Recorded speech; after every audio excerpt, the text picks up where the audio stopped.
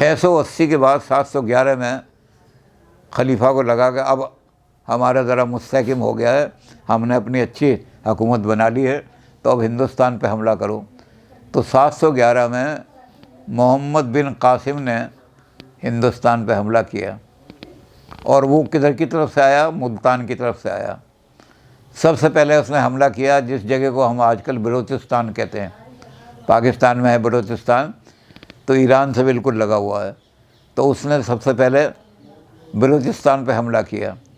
Bloch लोग बड़े ताकतवर थे, इसलिए बलोचों को ने बड़ी सख्ती से उसका मुकाबला किया, लेकिन वो किसी ना किसी तरह से उनसे निकल कर के सिंध तक पहुंच गया, मुल्तान और सिंध तक।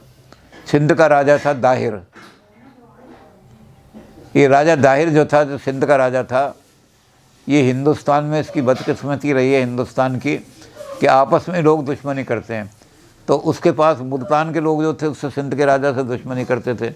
उन्होंने अबू कासिम को रास्ता दे दिया कि जाओ, इसको दाहिर जो है अपने आप को बड़ा ताकतवर समझता है, अगर तुमने यहाँ बलूचिस्तान के पठानों को जीत लिया तो तुम दाहिर को भी जीत सकते हो। ये पठान तो ऐसे हैं जो किसी से डरते नहीं, ये बलोच लोग तो ऐसे हैं जो बड़े कातिल हैं, ये तो आदमी का गोश्त खा जाते हैं पकड़ करके। जब तुमने इनको जीत लिया तो उन्होंने रास्ता दे दिया कासिम को, और कासिम सिंध पे पहुंच गया। सिंध में लड़ाई हुई दाहिर की, दाहिर मारे गए, और दाहिर की 2 लड़कियां जो थीं उनको कासिम उठा के ले गए यरगमाल के रूप में, क्योंकि लूट मार के में ये था कि काफिरों की औरतों को भी लाओ, और औरतों को लाओगे काफिरों की, वो भी लूट मार का माल तुम्हारे काम में आएगा। तो वो जो थे लेकर के आए दोनों लड़कियों को, लेकिन वो लड़की जो थी वो धर्म पर अपनी डटी हुई थी। उनको कहा तुम इस्लाम कबूल करो तो हम तुमसे निकाह करें, गैर इस्लामी से हम निकाह नहीं कर सकते, हदीस में लिखा हुआ है, गैर इस्लामी काफिर से तो रिश्ता नहीं कर सकते। तो उन्होंने इस्लाम कबूल करने से इनकार कर दिया। उसने जाके वहाँ खलीफा के सामने पेश किया। तो ये दोनों बड़ी चालाक थीं। खलीफा ने कहा कि इनको हमारे हरम में दाखिल करो और इनको ज़बरदस्ती इस्लाम कबूल करवाओ।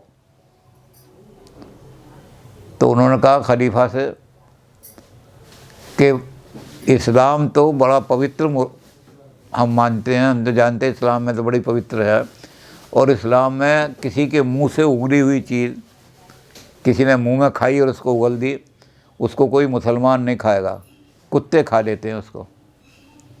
तो इस्लाम कभी कुत्ते की तो कहने मैं समझा नहीं तुमको। उसने कहा कि ये जो आपका कासिम है इसमें हमें इस्तेमाल कर लिया है, संभोग हमारे साथ किया है, इन्होंने हमारा भोग कर लिया है। अब इसकी भोगी हुई लड़कियों को खलीफा के घर महल में ये जाना, तो उसको खलीफा बड़े नाराज़ हो गए। उन्होंने कासिम को बुलाया, उन्होंने कहा कि तुमने मुझे धोखा दिया, तुमने इन लड़कियों का भोग किया, और उनको कासिम वो लड़कियां कहने लगी नहीं इसने हमारा भोग किया है। तो खलीफा ने क्या किया, वो कासिम का सर कटवा दिया, कलम करा दिया, और उसके बाद उन लड़कियों को कहा कि कासिम को मार दिया हमने, अब तुम बनाओ पवित्र करने के लिए, तुम कलमा पढ़ के मुसलमान बन जाओ, पवित्र हो जाओ, जमजम छिड़केंगे हम। तो उन्होंने एक दूसरे के लड़कियों ने एक दूसरे के खंजर भोंक करके वहीं खलीफा के सामने जान दे दी। लेकिन चूँकि कासिम को इतने ज़बरदस्त मुकाबला करना पड़ा पठानों से कि दोबारा बगदाद के खलीफा को कोई हिम्मत नहीं पड़ी हिंदुस्तान पे हमला कराने की। ये हमला 711 में हुआ था, और अगला हमला जो है वो महमूद गजनवी ने जो किया वो 10वीं शताब्दी में किया। 300 साल तक मुसलमानों को हिम्मत नहीं पड़ी हिंदुस्तान पे हमला करने की। इस्लाम की तबलीग में, तबलीग का मतलब प्रचार इस्लाम का, दुनिया को मुसलमान बनाओ। हमारे यहाँ वेद में लिखा हुआ है कृणवंतो विश्वम आर्य, सारी दुनिया को आर्य बना दो। तो कुरान शरीफ में भी इन्होंने कहा कि जो काफिर हैं उनको इस्लाम की तरफ लाओ, जो लादीन हैं, जो अंधकार में जुल्मत में पड़े हुए हैं, उनको इस्लाम की तरफ लाओ। लेकिन ये नहीं लिखा हुआ जैसे कि लोग हज़रत उमर पर इल्ज़ाम लगाते हैं कि हज़रत उमर ने कहा एक हाथ में कुरान, उन्होंने कहा लाओ इस्लाम की तरफ। तो कैसे लाओ, ये तो तरीका तुमने सोचना है। जो भी था, तो इसमें सूफियों ने क्या रोल अदा किया और तलवार वालों ने क्या रोल अदा किया। तो तलवार यहाँ तक तो हम रोक दी कि कासिम के बाद 711 के बाद 300 साल तक हमला नहीं हुआ है हिंदुस्तान का। कोई किसी की हिम्मत नहीं पड़ी हिंदुस्तान पे हमला करने की। 300 साल के बाद हमला हुआ और सूफियों ने आकर के उसमें कैसे इस्लाम फैलाया, इस पर जानने के लिए हम सब पहले सूफियों के लिए थोड़ी सी बात करेंगे कि कौन कौन से सूफियों के सिलसिले आए और कहाँ कहाँ गए। हरियाणा जैसे है तो जितने भी सूफी आए वो इसी रास्ते से आए। अब हरियाणा में होकर के पंजाब में, पहले तो पंजाब कहलाता था, तो सारे के सारे सूफी यहीं से होकर के गए। इस्लाम की बुनियाद यहाँ से पड़ी सारी की सारी।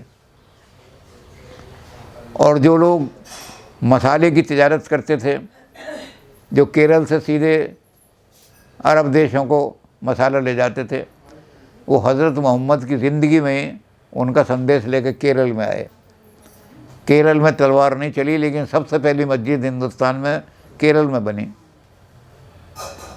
तो इसलिए दोनों तरफ से हम कि जहाँ तलवार आई और जहाँ तलवार नहीं आई, उन दोनों को देखने के लिए पहले हमें सूफियों की बात करनी पड़ेगी कि सूफ़ी लोग कौन कौन से थे, कौन कौन सा उनका सिलसिला था, कौन कौन से सिलसिले के लोग यहाँ आए, उन्होंने कहाँ कहाँ क्या क्या काम किया, उनके क्या क्या तरीके थे उन्होंने अपनाए। तो सूफियों पर हम बात करके फिर हम इस, और वही जब हिंदुस्तान पर उनका हमला हो गया तो उसके बाद वहीं ख़त्म कर देंगे, क्योंकि हमारा काम इतिहास, मुसलमानों का इतिहास बताना नहीं है। हमारा काम सिर्फ मुसलमान का धर्म बताना है। तो हमने रिलीजन के बारे में बात कर ली थी, लेकिन चूँकि मुसलमानों में लोगों को बहुत, इस्लाम में लोगों को बहुत रुचि है, जिज्ञासा बहुत है कि इस्लाम है क्या, इसलिए हमने थोड़ी सी इस्लामी तारीख़ भी बनाई